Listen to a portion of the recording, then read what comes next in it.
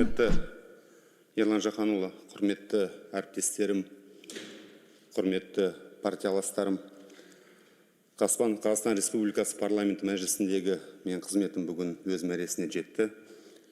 Сіздермен бірге шын мәнінде елдің игілігі үшін қаншама үлкен сұрақтарды көтеріп, қаншама күресіп, соңына жетіп, көпшілік мәселелерді талқылаған үшін, сіздердің араларыңызда болған үшін, мен үшін үлкен мәртебе.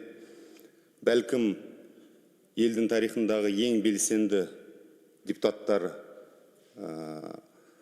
шақырылымы болды осы. Осы сіздердің араларыңызда болған үшін, шынымен ақ өте қуаныштымын. Ерлан Жақанұлы ең баста бірінші күннен айтқан еді. Руслан, сайлау алды бітті, сайлау бітті. Партияға бөлінбей, адамдарға бөлінбей, бірігіп, елдің игілігі үшін жұмыс жасауларын қажет деп. Осы сөздер өзіме ұстаным болды. Осы 2 жылда солай жұмыс істеуге тырыстым. Шын мәнінде қолымнан келгенше айтқан сөздерімді орындауға тырыстым.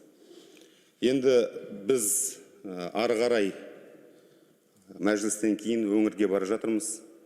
Әйтеке би бабамыз айтқанындай, өмірім халқымдікі, ал өлімім ғана өзімдікі.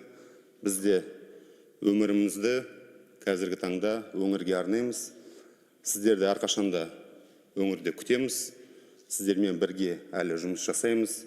Сіздермен мен қоштаспаймын, тек қана көріскенше деп айтам. Барлықтарыңызға рахмет.